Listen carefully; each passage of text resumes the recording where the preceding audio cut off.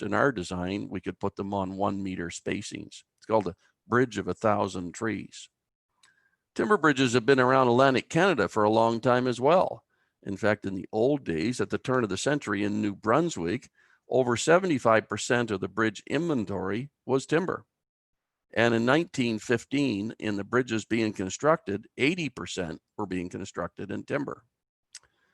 In our community in New Brunswick, for example, there's about 2,800 timber bridges, 54 covered bridges down from 400. And in Atlantic Canada, somewhere in the 5,000 timber bridge range exist. This does not include railway bridges, does not include off-road bridges or PED bridges. So as you can see, quite a few bridges. And of course, we're known in New Brunswick for the longest covered bridge in the world, the Heartland Bridge, a multi-spanned covered bridge that they maintain and keep up for use with the public. And this bridge goes through all seasons, not just summer, winter, and spring and fall. And so these bridges have stood the test of time for a long time through many seasons. This is a shot of a class that I taught, a level 1 class in Moncton for timber bridges. And we took them out to Petty-Kodiak to that covered bridge there. And this is what gave me my incentive to get into timber bridges. This is Sawmill Creek covered bridge in Hopewell Hill, New Brunswick, down toward the park from Moncton. And you can see this 33-meter long covered bridge built in 1905. And the sign says, "Walk your horse or pay a fine." And that was a standard way to build bridges at the turn of the century. Well, they didn't put this cover on the bridge so that they had a place to go in and yell, "Echo," or to kiss their girlfriend, or to hide the horses from the rain or snow. The reason these bridges were covered had nothing to do with that. The European designers knew something, and that is that if they put a cover over their old howe trusses, their timber trusses, they would last a lot longer because it would keep the moisture away from the connectors, as you can see here, and allow the bridge to go a long time in service. You can see this traditional method of maintaining the bridge and increasing strength we'll talk about in the subsequent webinars. But this is called a hog jaw. And basically what it does is it puts a cable from one end of the bridge to the other, and then they have nuts here on these cables and can tighten them and put bearing up underneath this tension cord. And they do this when they don't understand the timber bridge and understand its capabilities, and they're trying to strengthen it. Well, the steel expands in the summer because, of course, the coefficient of thermal expansion of steel is 3 or 4 or 5 times that of timber, depending on species. And what happens when you install this in the spring when it's cooler? In the summer, it heats up, expands, and gets loose. And in the winter, it contracts and gets tight. And so you really never know whether this is engaged. And what we really call them are catcher's mitts, because they're there in the event something fails. And you can see this replacement timber probably wasn't chosen because that's a tension element, and you can see the size of the knot. And slope of grain determines strength and tension elements. So these bridges were not just thrown together. The ideas were to protect, preserve, and extend life, even to the extent of the skirting here, which would keep blown in rain and wind from getting at that connector below. Just in Russia Gornish, you can see this full picture along the bridge. Well, people say, well, that's so they can look out. Well, it had nothing to do with that at all. It had to do with letting wind in, because these covered bridges pick up a lot of side wind, and that's a big part of their design. And the nemesis, these are the kind of the Achilles heel. This is the end of a truss in a covered bridge where a vertical fastener has been used to go down through the seat, and it's let blown in water get in there and inside the wood, and it's decayed. And you can see this outline here. That's the outline of the heel assembly of the hog jaw, which has prevented moisture from evaporating from the surface and accelerated decay. And that's what led to this. You can see in this picture here, I think a few years back, you can remember this video. This is Cherryville Bridge, and up near Coles Island, and it became dislodged from the seat because of the decay of the seat.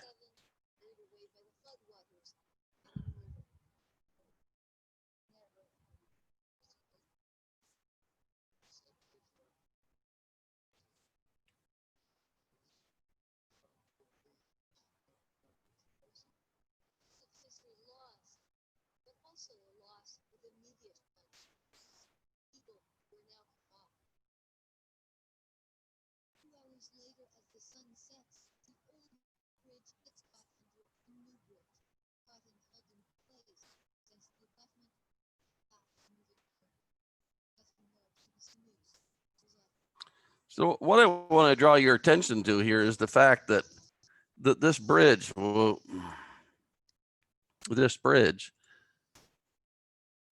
this bridge is going to mess me up. This bridge is the access for that community. And when it floats away down the river, they've lost access. And a second detail in there is that why did that bridge all of a sudden decide to sail down the river? I mean, it wasn't the only time the bridge had floodwaters go under it in 100 years. The water had always, during floods from time to time, come up and licked away at the side of the bridge. Debris fields would get there. Why was it? Well, it was because vertical fasteners had been used at the end behind the heel plate assemblies, and improper inspection techniques had prevented them from finding out if the bridge had problems, and it was too late once the bridge was sailing down the river. But the interesting point about it is that the bridge didn't just sail down the river, it sailed down intact. And not only that, they had to pay a contractor to get the bridge out from the concrete pier that it lodged up against. And the contractor turned around and sold the wood out of the bridge. Enough wood was there to build 7 chalets down in the St. John coast. So the wood that was there was still good. And what was going wrong? It was the areas where they hadn't properly inspected and kept up with maintenance. So a new covered bridge can be designed and built. See, Cherryville, this is a design I have out for the replacement of this particular bridge.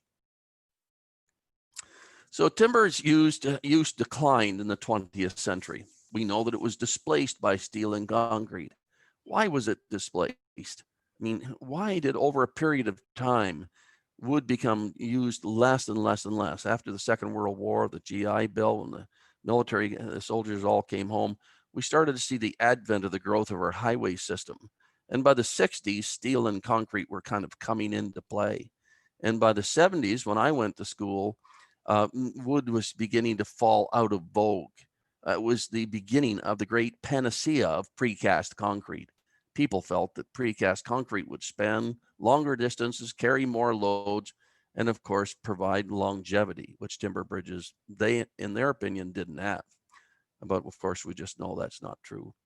And what happens here? What happened to the registry of bridges, and how many bridges did we have? Well, you can see here in front of you, the screen talks about the number of bridges. Right today, including railway bridges and off secondary road bridges, we would have just over 900,000 total bridges in North America, of which around 265,000 are timber. And when you consider companies like Union Pacific, they own 40,000 timber bridges themselves that are not in the highway registry. So there's still a lot of timber bridges out there. In fact, existing bridge inventory is about 7%, and annual construction in timber is about 1%. And we are seeing a great change in this right now because of carbon trading and other issues, which we'll talk about in this webinar. And as I said earlier, in Atlantic Canada, we have at least 5,000 timber bridges. In New Brunswick, 2,800, Nova Scotia, 1,800. And this probably represents, I estimate, about 50% of the total bridges in Atlantic Canada. Timber bridge superstructure types. What kinds of timber bridges do we see? Well, you can have a log beam underneath here. This is a round log girder system with simple abutment supports and a simple single lane. And around the world, in many countries, this is a very typical bridge still in service. And we might see these spans. Typically, this should be 30 feet, not 30 meters. 10, 12, 13 meters are about the longest in a log girder that you would see in a bridge. And you can see here this multiple span highway over a rail system bridge with multiple log girders placed close on corbels. We often refer to corbels as landings. And what were corbels used for? Well, These log girders might have not all been the same length, and these provided a landing. But remember, engineers in the group, the corbel does not shorten the effective span. Contrary to public opinion, even if you put a vertical bolt up here, which you shouldn't, and crack all these corbels, which you can see going on, they do not shorten the span. We would have dimension timber bents, as you can see here in this bridge over a railway track, an overpass bridge. As you can see here with dimension timber girders and this dimension timber bent system. You can see a bent system here. This is a replacement bridge with a cantilevered superstructure, a curved glulam super cantilevered with drop-ins over the rail to reduce the height of the superstructure over the rail corridor. It's another one here you can see with a slope cut at the end of the cantilever portion to let the trains go through with a shorter depth here. Another little trick and design that we use for designing overpass bridges. Another type of timber bridge you have is what we call pre-stressed. You can see basically 2x14s here, side packed, holes drilled all the way through the piece, and a big plate and a big through bolt, a through rod, and they're tightened up to form a superstructure where the deck and the super are one and the same. And then they can asphalt over this if they so choose. And you can see these are bents here. And sometimes these bents have been modified and converted from what we call a pile bent, where the pile is driven into the ground and the header's on here and the super rest on that. And we switch those out and put in a frame bent on top of the pile stubs and create a frame bent scenario for the sub, and the superstructure in this particular case is pre-stressed.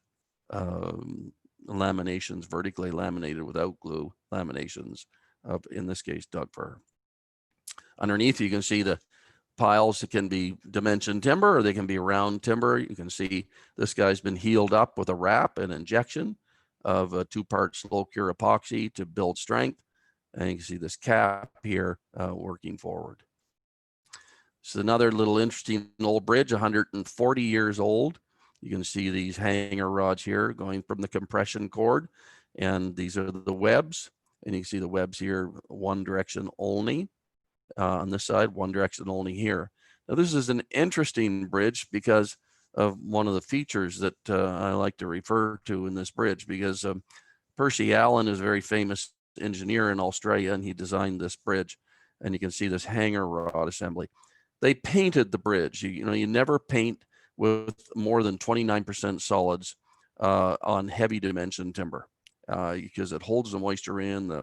Even the best paints won't flex, and they become brittle and flake off and hold moisture and lead to decay. They accelerate decay. Always use less than 29% solids stains on your heavy dimension timber bridges. And this bridge, as you can see here, all with the hanger rods and these compression webs. This is a Dare Truss bridge. It's a Percy Allen bridge with the X in the middle, very typical Percy Allen bridge. You can see the compression webs, and then you see the X in the middle, that's a Percy. And then you see this MC channel has been used to replace the tension cords, and that's called a Dare Truss. And then transverse shear girders for outrigger placement to provide lateral stability in this pony truss. You can also see through trusses. This is down at in Fundy National Park in New Brunswick. And you can see it's a through truss here with a how truss typically and hanger rods. And then this is a nail laminated, vertically laminated longitudinal deck that rests on floor beams. And one of the issues with our bridges, covered bridges in New Brunswick, is that our floor beams traditionally rest between node points, which means they introduce bending loads to the tension cords at the same time they have axial tension stresses. And a better design for our how trusses is to head them off at the nodes. And in the conversion designs for covered bridges, I like to do that. So another one here you can see out in British Columbia, where the engineer of record decided that they didn't want to see the bridge last much longer, and they put all this bent metal on it. And every day that the moisture, time, and temperature changes, that sweats. So if you're ever going to go to some idea like this, it's called bent metal. Make sure that it's suspended off of the wood by at least 1/4 of an inch to let it have a chance to breathe and not sweat on the wood all the time. This is a howe truss, deck truss, basically where the howe truss is under the deck. It's in Dawson Creek. I designed a restoration for this for CNR. It was their longest truss in their system that they have, where it was found to have a capacity of 25,000 pounds per axle. We increased its capacity to 80,000 pound axle by reinforcing it, as you can see here, picture. And this gives you an idea of what's going on. This is a video of 30 men lined up to retrofit the bottom of these plies that are in each of these, each side of this howe truss under. And in 55 minutes, they have to put a full length retro on the bottom of this. And it consists of full length reinforced polymer, which is 5 times the strength of steel at 1/5 the dead weight, and acts to provide a much better solution to fix a truss than, of course, I have to come out each time to do this, than than a hog jaw would, as you can see here, completed. This is after it's finished. We treated it with copper naphthenate, and I ran the Brent car across it to do a test, make sure everything was right. This is a Hammond River covered bridge in New Brunswick, where this beautiful long covered bridge had a design restoration, and they had a mishap because these floor beams are not typically spiked to the tension cords. They just rest there, and the deck spans them, and they walked on it with a crawler, and the track pulled the floor beam laterally, and a combination of decay and a lateral pull displaced the floor beam, and down it went. Not a pretty picture, and of course leads to a negative thought about covered bridges. And it ended up with this one. They stripped it back and got too far in without having the proper design understanding and inspection understanding, and ended up taking it out, and that sits there today, which was a shame to lose one of our covered bridges in favor of a steel Bailey bridge because of something like this. So we're on Milkish right now. I've designed a solution for this Milkish bridge near St. John's, a 2-spanner, about 115 feet a span. You can see it here. This is showing you underneath the hanging scaffolding. And I was just there this morning, as I tell you. And I designed 2 35-meter long glulam beams, one to go on each side. You can see the tracks. This is how we roll them on. And the nifty thing about these beams is that the end dead weight of each beam is less than the current design capacity of the bridge, which is rated at 5 tons. And we're going to raise this bridge rating to 30 tons to allow fire trucks to get through, and snow plows and so on, because now the province has to stop their snow plow at the mouth of the bridge and have it plowed privately. And that causes a lot of problems. So we wheeled these on with the tracks, as you can see here, just basically cable them on. And these great big long beams, 35-meter clear span, they extended out because we have other things to do with them, so they're just used temporarily. And they extend through the bridge. We block them up to support them off the pier and the abutments. And we have FEMs, you hear them, fixed end moment connections, that allow these beams in 2 parts, because you can only ship 17 meters, and they're 35 meters long. And we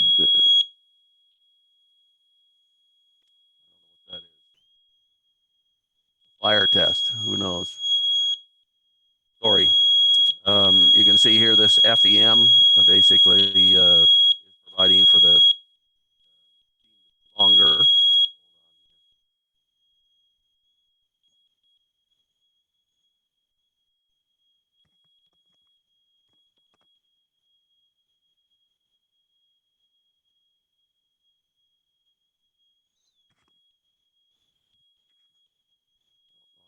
False alarm.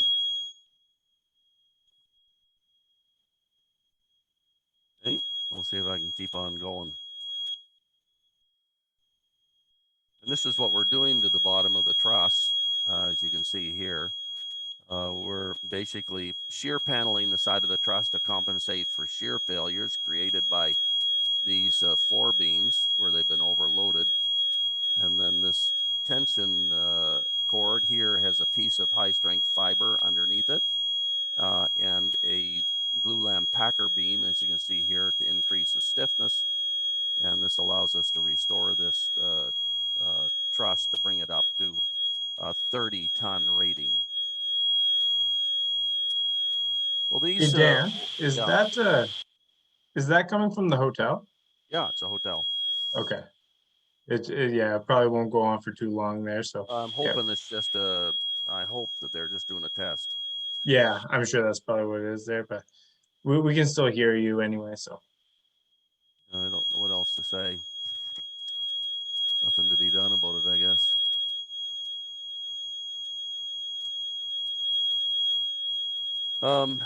This shows here what we call embedded corrosion. And I wanted to talk about this for a bit because everybody talks about steel and concrete lasting longer than timber. Well, as you can see here in this particular case, they're what we call embedded and exposed corrosion zones in North America. And in New Brunswick and out in the Maritimes, we have the highest exposed corrosion zones.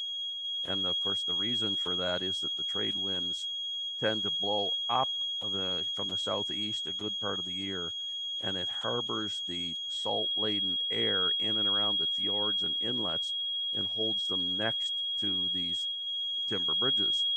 And the metal that's in a timber bridge, as you can see here, would get impacted and by these zones. As you can see here, this is the impact in Milkies on the hanger rods of the embedded corrosion. This is the outside of that's like hitting your head with a hammer, isn't it, guys? It feels so good when it stops. You can see this is the hanger rod, the King hanger rod, and its diameter exposed was about 2.5 inches. It was designed at 2 5/8. It had lost this kind of diameter outside the wood areas where it was exposed, and inside the wood areas, here's what it had come down to. So all the hanger rods had been affected by embedded corrosion in the bridge, and thus we had to replace those as well. This was unseen, and you couldn't tell even with continuity testing what was going on inside the wood. It's called embedded corrosion. This is the stitching bolts that connect the two pieces of, because there are multiple tension pieces of wood in the tension cord of a Howe truss. And this is Milky's, a piece out of Milky's. This is a stitching bolt. You can see what thickness it was at the ends. And inside where it passed through the double cords and the packers, here's what it had depleted to by rusting. And so this showed you exposed and embedded corrosion problems that go on in these bridges and are so important to be keeping a mind on when you're inspecting bridges. So steel, of course, has its problems as well. This is down in Amherst. It's the one we featured on the cover page, the Francis Bacon Bridge, and or better known as the Rainbow Bridge. And it was originally a timber bridge. And then 47 years ago, they decided to get a longer span. So they took a pile band out of the river, cut it down, and put a bunch of other piles on the end and put this steel pony bent bridge in place. And after not keeping up with primer and painting in the highest embedded and exposed corrosion zone in the country, here comes the result. And this is 48 years of service. Now, remember, I said that we stopped building timber bridges in the 50s and 60s because they didn't last. The timber bridge that this bridge here replaced, had been there in service already 70 years. This bridge only lasted 48 years, and we put this new bridge on those old piles.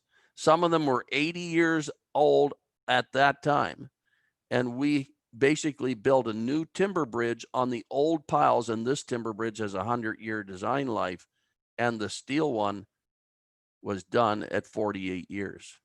So when I hear the notes that timber doesn't last and steel and concrete does, I think to myself, well, it's because they don't know. Because all these timber bridges that I'm showing you have lasted longer than the steel one did in Amherst. This is a suspension bridge up in the Yukon. Again, we restored this bridge, going the distance, lasting a long time. So timber bridge service lives, are often impacted by the perception that they don't last, and it's an improper perception. Yes, timber is susceptible to decay. As with any material, timber will decay if it's not properly designed and maintained. For timber, the most common form of deterioration is decay. 82% of all timber bridge degradation is caused by decay, fungal decay, 82%. And decay can easily be prevented through careful design, chemical preservatives, and proper ongoing maintenance. Look, if you think concrete lasts, look at these concrete bridge pictures. Look at these concrete bridge pictures. I'm on this handbook committee for AREMA, and I get all of these pictures from students that come to my courses. This is the greatest infrastructure disaster in Canada, the greatest. It's Gardiner Express Parkway outside of Toronto.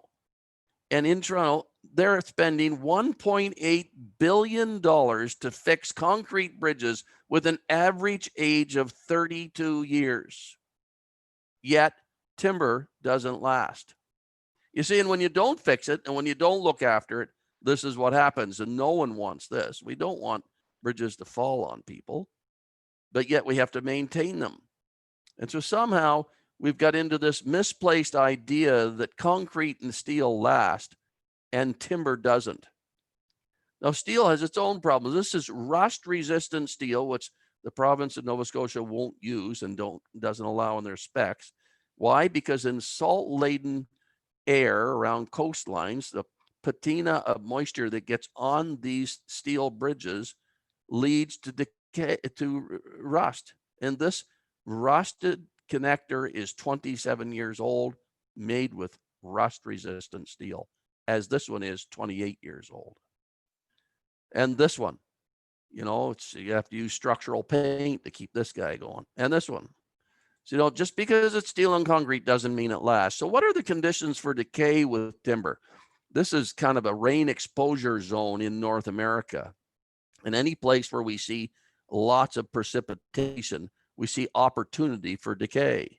And therefore, in the prairies, our timber bridges tend to last longer. They don't get as much decay unless you vertically spike them from the top and let moisture into the middle. So these are the ingredients for decay: 5 to 35 C, moisture over 22, oxygen 21, and a food source. Now I'm going to make a comment. We finished an exhaustive study with over 1,600 core samples from many bridges around the world and wrote a report that was going to be presented in Australia if it hadn't been for COVID in February. And it's now going into the commentary of S6, part 9. And we found that the average moisture content in a closed deck bridge was 14%, and the average moisture content in an open deck bridge was 16%. Both of those percentages are less than 22. If decay needs 22 or better to decay, why is decay 82% of all timber bridge degradation? It's because of our fastening details, our connection details. So fungal growth is fastest in these ranges, as you can see here. And, we have to have moisture. So if we can eliminate moisture, or we can change our fastener system so that it reduces moisture, we're going to get longevity in our timber bridges. Oxygen has to be over 21. And if I permanently submerge timber in water, then it won't decay because there's no oxygen unless marine borers get it in coastal environments.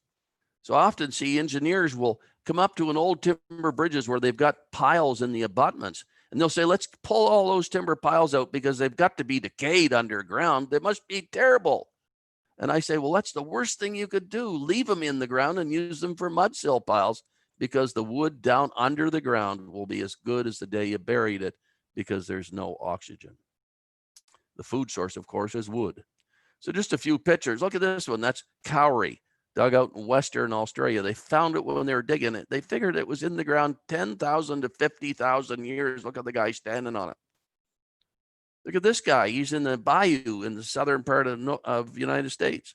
It's a southern yellow pine log. He's in the water with the alligators, not because he thinks it's a good time, but because this log is worth a lot of money. It's been submerged in fresh water and it's not decayed. They're harvesting it to make flooring out of.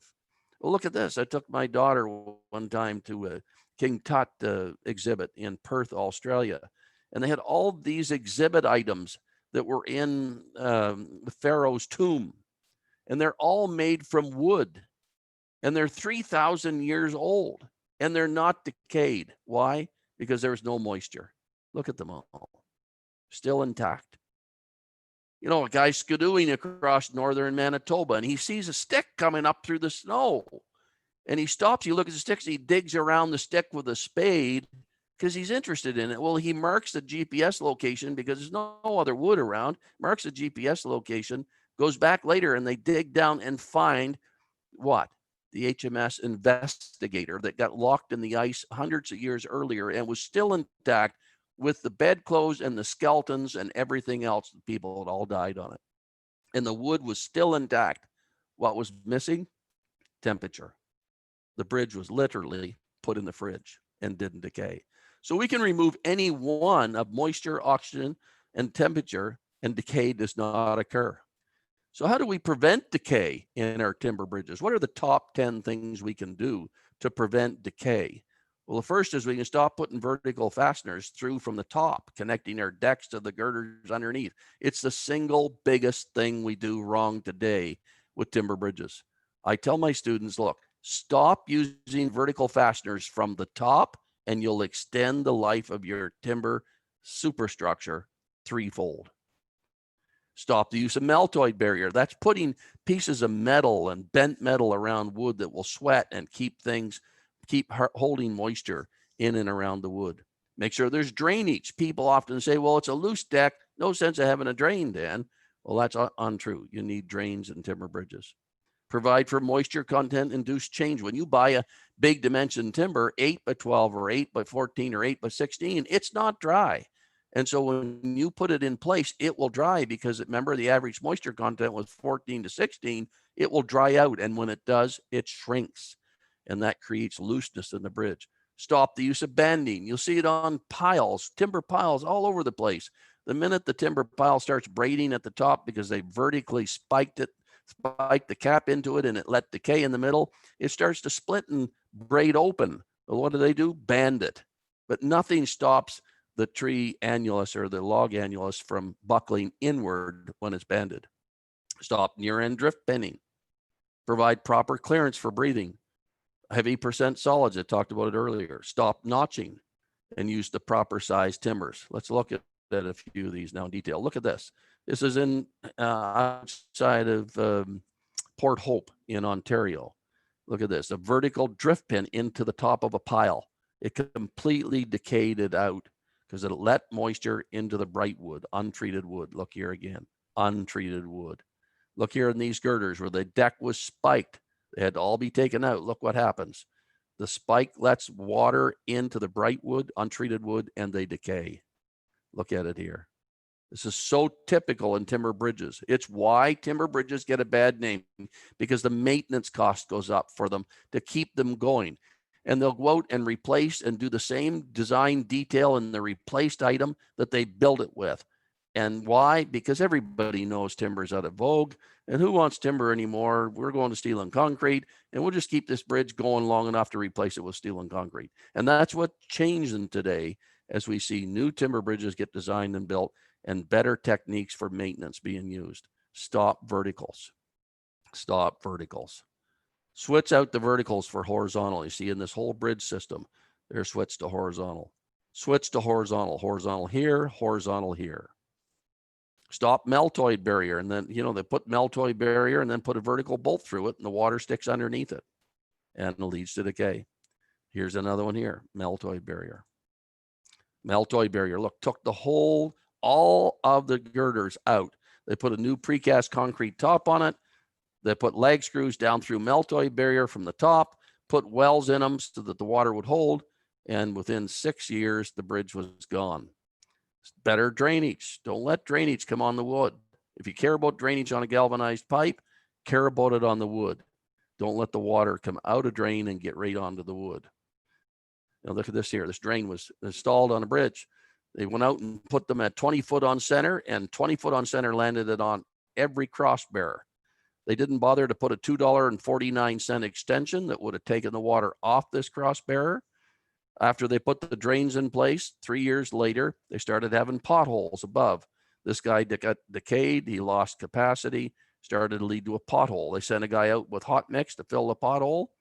He looked around, saw this guy was compression failing, perp to grain. So he suggested they have to have a sisters. So they come out and put 2 sisters in. The sisters can't get in at the same size, so they have to put them in at a shallower depth. So they put in 1 packer. Well, soon enough, the sisters dry out, shrink up, and they get loose again. Another pothole develops. They send them out again. They have to put in another packer. And the whole time, this decay is spreading into this piece and decay in this piece. And each time they've been out there, 3 times in the total, they went to the job site. Never a time did they install a $2.49 drain. A lot of times, nothing fixes stupid. And so if you see timber as false work, temporary work that will not go the distance in your bridge, you're going to do stuff like this.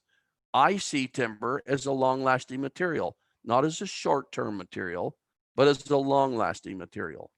We allow for shrinkage. Look at these lift buckets. They're cylinder on cylinder. They'll turn 360 for adjusting skew. They have nuts for lifting up and down. They got neoprene pad underneath them here.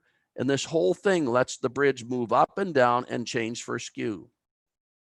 Here, the same. Allow for moisture change with these slots right here that lets the deck shrink this way when this guy isn't shrinking this way longitudinally. And don't compression band. You see them here, 2 of them.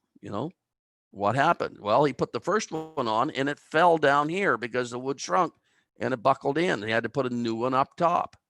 Here, it started here. Here it ends up here. You got to know compression bands aren't working when you have to hold them up with a finish nail. Why? Because the wood shrinks, it buckles in, and the compression band slips down the taper of a pile, like here. Near end drift pinning, don't do it.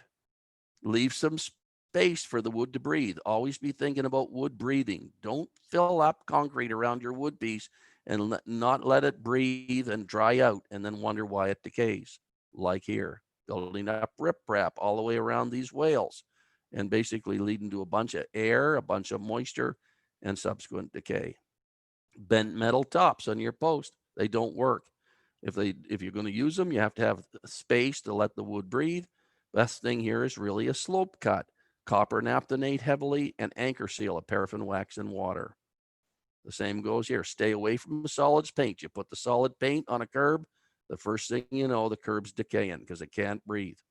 And don't notch. Look at these notches. What does notching do? It creates abrupt stiffness and causes peeling or tension perp. And you see this reentrant corner crack continues. This is a terrible place to notch a girder in the middle just to put a diaphragm beam in to cause them all to be an equal yoke. It doesn't work. As you can see here, this bridge then ended up having to be replaced. You can see the reentrant corner cracking. This is called sniping or notching and is ineffective. You need at least a 6-to-1 slope off a notch. See it here again. And you don't use the proper size caps. Typically, piles and girders were matched so that the girder would drop loads right into the piles. Well, with the advent of heavier loads at the turn of the century, we started putting more girders in place to increase our superstructure, not thinking about the fact that we were dropping loads further away from the pile. We could neglect the load, the distance D away from the support, but when we started putting them in the middle, all of a sudden horizontal shear cracks started to show up in our caps because we had not properly sized the cap. Secondly, you look here, 2 horizontal bolts joining the cap and the pile. Never enough. We have to calculate the capacity because the wood shrinks away from this notch, ends up carrying the load on its own, and 2 will never work under conventional loads. And why would they go back and put a new one in with 2? Well, no brainer. That's what it used to be for 100 years. And everybody knows we're going to replace this bridge in 5 years. So don't spend a lot of money on it. So the advantages of timber bridges are important. It's low self-weight, an eighth the dead weight of an equivalent concrete bridge. I just designed a timber bridge called Dillman Bridge outside of Halifax. It's 35-meter clear span. They didn't even put concrete in the tender, Nova Scotia DTI. Why? Because the dead weight of concrete would have made it too expensive at 35 meters. When the tenders start opening up to timber all across this country, concrete girders that are used in spans longer than 20 meters will be definitely uneconomical. Concrete sweet spot is 15 to 20. The minute you put a 35-meter concrete span in place, timber at an eighth the dead weight will be so much more savings. It's not practical to use concrete anymore. How did concrete get in and how did timber leave? When I started designing in the 70s, timber was still in vogue. By the time I get to my point, I'm 66 now, or I'm at the end of my career, timber's out of vogue. Why? Because concrete won in the 15 to 20 meter slot and then won everywhere else under the auspices of it lasts longer, which is simply not true. So wood allows smaller substructures, longer spans, self-weight. People say, well, you can't design long spans, Dan, with timber. Well, that's just simply not correct. My longest clear span building is 535-foot clear span, 12 stories high. My tallest design building is 20 stories high. My longest timber bridge is 179-meter clear span. Think about it. Ask around and ask some engineer to tell you where there's a concrete, precast concrete girder under bridge that's 80 meters long. You need to send me an email. I want to know where the precast concrete girder under bridge that's 80-meter clear span is. You won't find one. The reality of it is timber spans further than concrete because of its dead weight. The reduced transportation cost, reduced heavy equipment on site, rapid installation because components can be prefabbed, large assemblies, and sometimes allow the entire bridge to be placed. It's lightweight. It allows this to be achieved with smaller equipment, minimizes interruptions to traffic, and reduce labor costs. Look at this one. It's a 10-meter center span in a 2-lane with the sidewalk bridge. The whole span, deck and girders and connectors, all dropped into place with one crane that the previous week could only lift one precast concrete girder of the same span. The whole pre-assembled span laid less than one precast concrete girder. So initial savings and initial construction costs compared to steel and concrete are big. They're significant. The superstructure material costs are competitive with concrete and steel, and low self-weight and rapid installation really make a difference for our timber bridges. Of course, reduced carbon emissions are big these days. When we think about this carbon, it's important. Our federal government just made an announcement saying they want zero carbon issue in all of their structures that they support. They said buildings, but we expect to see it come to bridges. And they haven't quite got there yet with bridges. The minute they say they want them carbon neutral for all our bridges, timber will be hands down, far and away, the best option. Look at this bridge in Quebec. Look at these numbers. The total carbon emissions savings, 1,466 for this bridge in timber. That's a huge amount of savings. This Nepan arch that I showed you earlier, look at this, minus 350 tons versus 3,200 total tons in carbon for the steel alternative. Minus 350 plus 3,200. Why? Because wood uses photosynthesis to convert carbon into oxygen. It's great for us. Growing trees is great for our planet. It converts carbon to oxygen. Our wood sequesters carbon, holds it in place, and the greatest block of sequestered carbon in the world today is in the building, the stick-built timber buildings built in North America. It sequesters carbon. Wood is naturally resistant to chemicals. When you spread salt on the road, it takes out your concrete decks. When you spread salt on the road with wood, it preserves the deck. And so wood has this natural environmental resistance to different types of chemicals, which makes it great for various climates and various, exposure conditions. Its resistance to freeze damage. It's Repetitive freeze-thaw cycles can be accelerated, and cracking in concrete will take it out when it doesn't in wood. And cold temperature, of course, do not affect the structural performance of wood.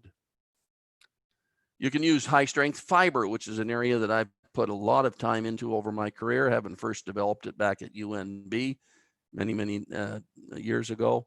And we use high-strength fiber to get where we're going. In this milky spridge, which I'm going to show you here in a minute, in this milky spridge, or I showed you earlier, I guess, you'll see the high-strength fiber goes full length. We have it on a roll. You unroll it. You take it out full length and adhere it to the bottom of the wood, and it's 5 times the strength of steel in tension. And it joins to the wood, and it doesn't have a coefficient of thermal expansion like steel, because you couldn't bond steel to wood, because thermal coefficient of expansion is so different that the steel would spall off from the wood. So we use this fiber reinforcement to do funky things. Here it is on a long roll. We unroll it, prepare the surface, and bond it to the bottom of a big beam. And we can increase the beam's capacity 2.5 times. That means that the same depth goes a lot longer. Half the width goes a lot longer. And this allows us to be able to reinforce the bottoms of our girders and get where we're going. Or we can use shear plywood here that has off-axis fiber that enhances shear capacity and increases the beam shear capacity, so you don't have to have another size up. Or wrap a pile with high-strength fiber in various orientations, so that we don't have to take the piles out and frame bed them. We can fix them in situ while the trains and equipment are on the bridge. We can use high-strength retrotens to increase the strength of a girder in situ, and wrap and do all of this work to improve performance of existing structures. And that's going to be in our maintenance webinar coming up. As you can see here more, this is in Richmond, BC. So in the last 20th century, we've had a resurgence in timber, just in this last decade or two. As you can see with these beautiful bridges that we've talked about in terms of timber. This is the longest 3-lane clear span bridge in Canada, 39.5, roughly 40 meters, 3 design lanes, clear span. And it's the longest timber clear span 3-lane design bridge in Canada, right in Amherst, right in Atlantic Canada. You can see here's a beautiful bridge, kind of mimicking the rainbow arch that was there before in the steel one. And it's fitting. It's fitting for me. You know, it's nice to be back home here. I live in Jacksonville, Florida now, and look after the engineering for all our different offices around the world. And it's nice to be home, and better even yet, to be close to where I grew up in Albert County, New Brunswick, and see a steel bridge be replaced by timber that lasts a longer time, is lighter weight, is spanning the distance, and doing it with 3 lanes. That's a great story for me to tell in terms of my career. As you can see here, looking down the line, these big finder plates, and you see the shear panel here doing the job. A transverse triple T bridge. That's the glulam deck, longitudinal. It goes transverse with a glulam girder system and hanger rods. And this is we built a tray at the full length to go along underneath and inspect it when we need to, because I strain gauge the whole bridge so that I can count the number of garbage trucks going across every week and understand what it's doing to the bridge, as you can see here. This is shots of it being assembled. It was totally assembled in one of our plants out in Oregon. And you can see here the whole arch being assembled. It took 60,000 pounds to squeeze these pins through the finders. And then they were all taken apart, sent out for galvanizing.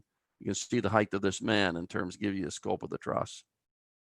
We put this 500-ton crane on the jump span, which is timber, that was supported by piles that were 80 years old with new timber piles. And the engineer of record for the province said, "Where are you going to position the crane?" And I said, "I think the best place to put it's on the jump span." And he said, "A jump span? You'd never put the crane on the jump span, would you?" And I said, "Why wouldn't you?" "Well, you couldn't do it because you just finished the bridge." I said, "It isn't concrete. I don't need 30 days to cure it. I just got it done. I'm going to build this arch right beside it, and I'll lift it up with a 500-ton crane and drop that arch into place in the gap, as you can see them here, placing it over the triple cap. It shows you putting it together, the pre-assembly of the T's in Amherst, and then working through the night to get everything done on time and put into place so quickly. The whole deck went into place in a day. And the day we were done the deck, I was the first one to drive across the bridge. Could have I finished a cast in place concrete deck and drove across it 8 hours later or 6 hours later? No. These are tremendous advantages for us with timber. See this one out in BC at Sun Peaks, K162 bridge. It's got a timber abutment, a bearing abutment, and a timber, you can see it here, a TL4 truck crash proof rail system. And the abutment is buried in the ground on bearing pads. There's no driven piles. And the girders were high strength fiber reinforced. You can see it here. And the whole bridge was built inside the plant with a truck crash proof rail system, a 2-ply deck system that could lead for changes if there was a deck damage. And you can see here the attachments that were necessary for the TL4 guards rail system. This is Meadow Lake, where you had a 52-year-old railway bridge that had been decommissioned for 10 years with a line pulled up. And the forestry company that owned it wanted to restore the line and start hauling one way to stop the problems they had during spring breakup.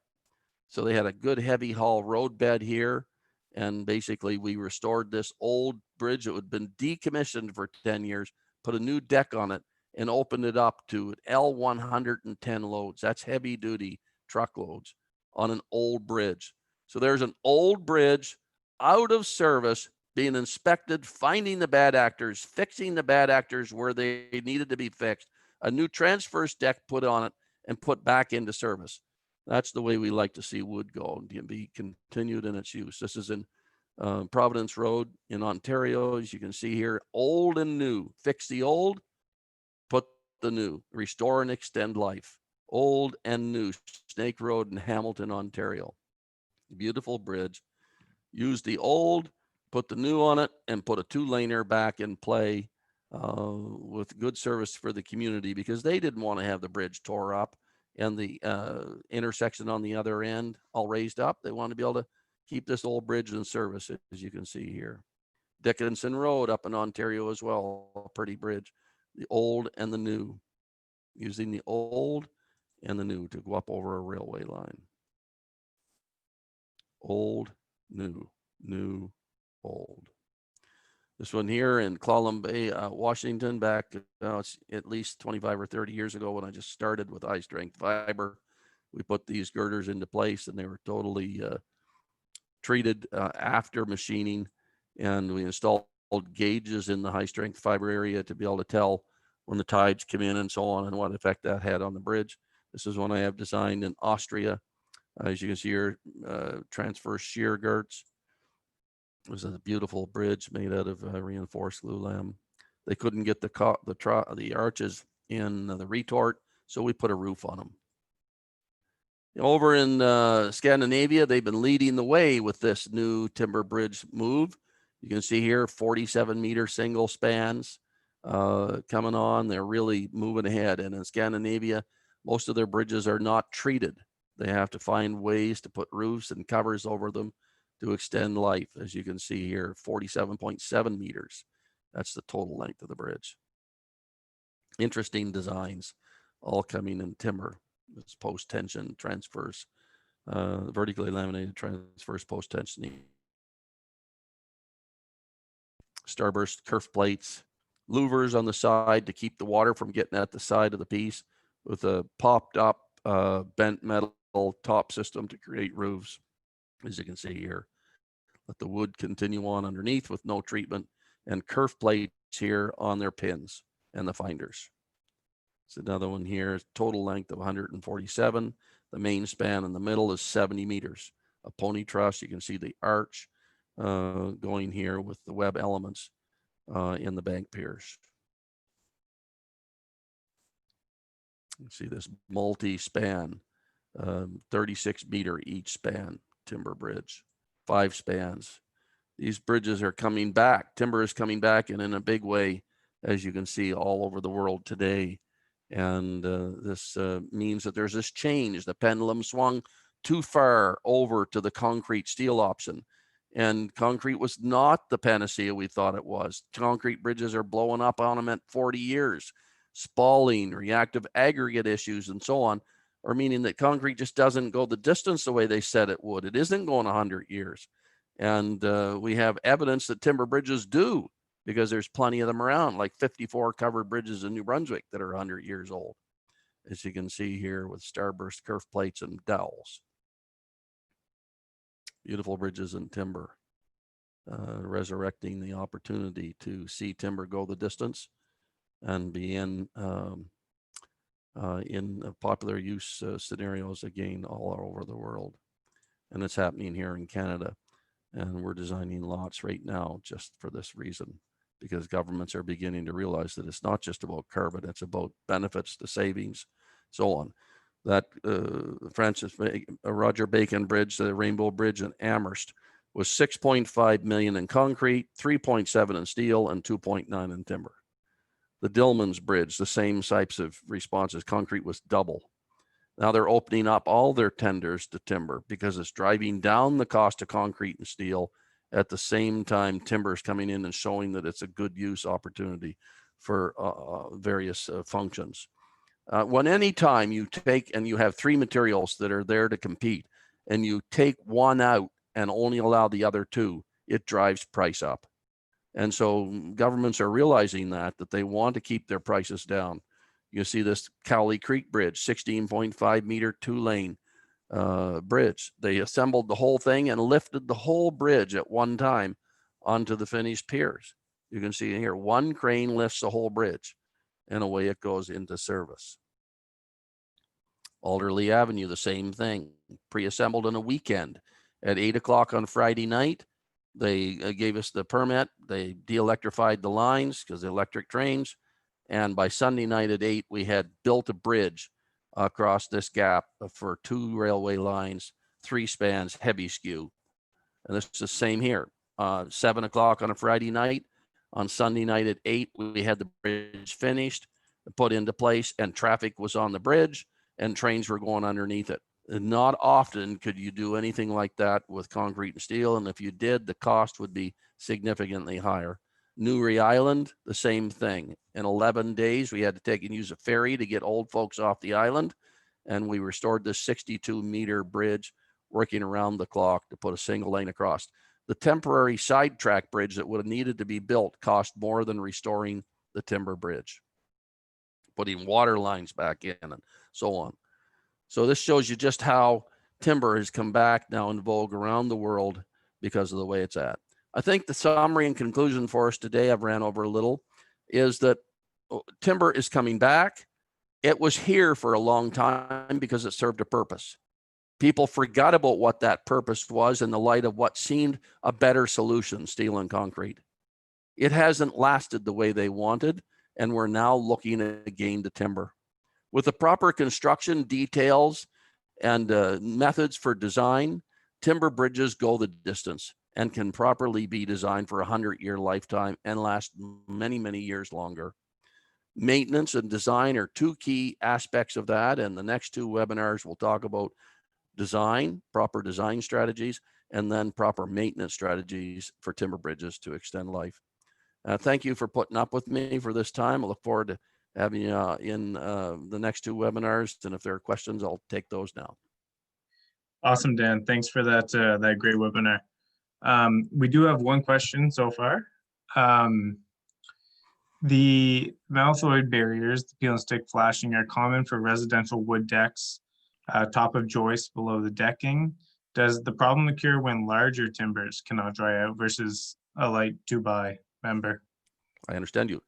The only place that malthoid barriers should be used is between concrete and a piece of wood that's resting on concrete. That prevents the moisture from licking up into the wood. It's there as a impermeability layer to keep water from transferring to the timber. Where malthoid has the problems is when it goes between wood layers. Oftentimes you'll see malthoid used between a deck plank and a timber girder, and then they drive a vertical spike through it, and the vertical spike lets water follow the spike trace down. The malthoid barrier harbors the water and allows for more decay in the superstructure. Just let it breathe. When you use malthoid on top of things like shed roofs and bent metal on the tops of things, make sure it's always got lots of air to breathe, because every day the bent metal will sweat and bring moisture to the wood, and that accelerates decay. So much of what we see today with our detailing are wives' tales and pass-me-downs. Look, at the turn of the century, wood was cheap and men were cheap. And so we could fix bridges and build them cheaply. Today, the cost of labor and mobilization and dealing with these hassles is so much higher. People want maintenance free, and they think that concrete gives it to them. It doesn't. The Swiss Institute has come out with a publication, which we'll be glad to share with you, that shows that a properly designed and detailed timber bridge has a lower annual maintenance cost than a concrete or steel bridge. It's all in the maintenance detailing that drives up the maintenance cost. What's next? That's great. No more questions thus far, but we'll give it a couple more minutes. If you have any questions, be sure to type it in the Q&A section down below. I did add in the chat box there, the completed research that was recently done by Wood Research and Development, Dan Tingley's group there. I add the link in the chat there that will take you directly to that research document. So be sure to click that and save it somewhere. Any other questions people have? It's a little bit difficult in a webinar. I know you have to type them in versus standing, sitting in a chair and I'm up front. You can ask me and I can point to a slide. But if you have questions that come to you, just send them to us in an email and we'll handle them that way. Yeah. Okay, it looks like it's good there. So yeah, the next webinar will be on, or next Tuesday, I guess, at 2 o'clock, same time.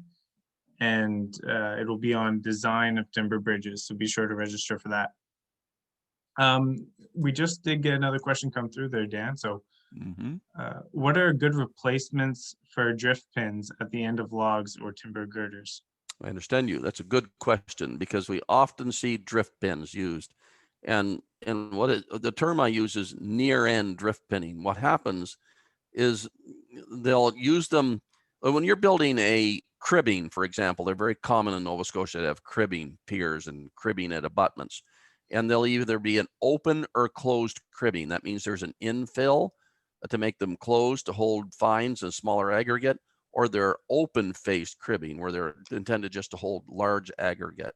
Well, when you take the corners, they drift pin them, and drift pin standard hole to hole ratio, that's the diameter of the drift pin versus the diameter of the hole. The hole was smaller at 0.9 for softwoods. And so the idea was we would join them with this vertical drift pin all the way from the top. Well, we would buy CCA treated wood or, other creosote treated wood. Then we turn around and drill a hole in them into the bright and drift pin into that bright. And the water would follow the drift pins in, get into the bright core, which is untreated. And it wouldn't matter if you had 1,000-year lifetime in your treatment annulus. If the bright got exposed to water, it's going to decay.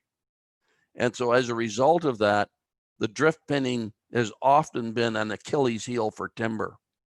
And so when we talk about the ends, what we talk about is typically with fasteners, we like 7D, that's 7 times the diameter of a drift pin to the pilot hole.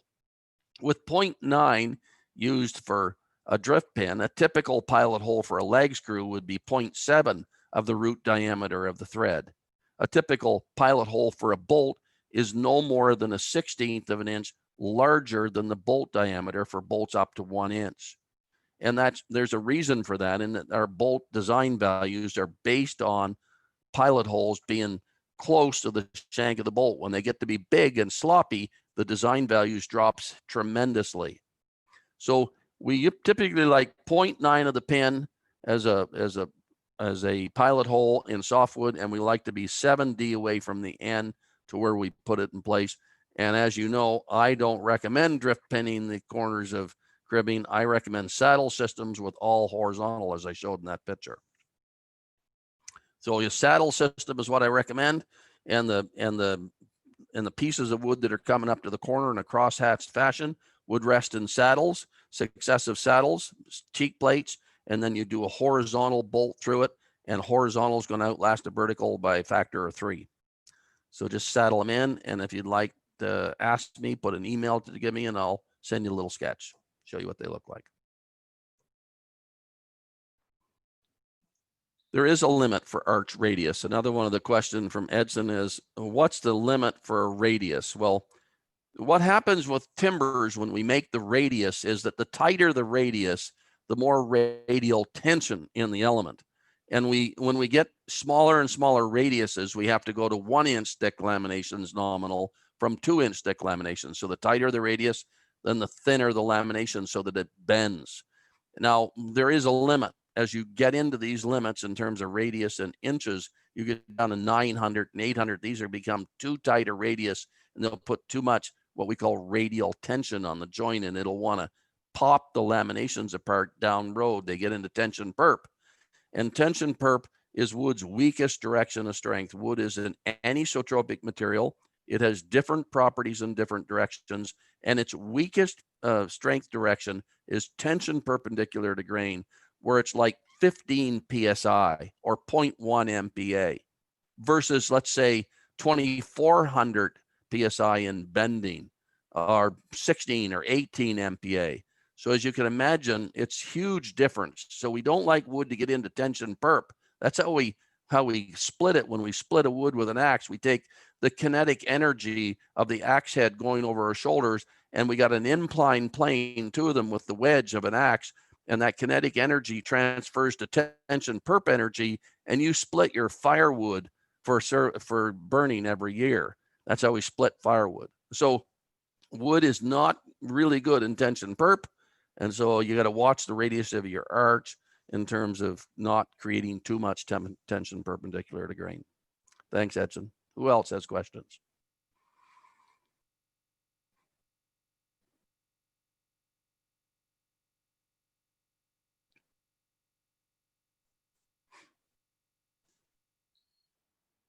Hey, that looks like all the questions, Okay, Dan. If good. anyone does have any questions, feel free to reach out, and we'll get those answered for you. Besides that, thanks for joining, and we'll see you next week. Thanks, everyone, for putting up with me for an hour, and we'll look forward to seeing you next week.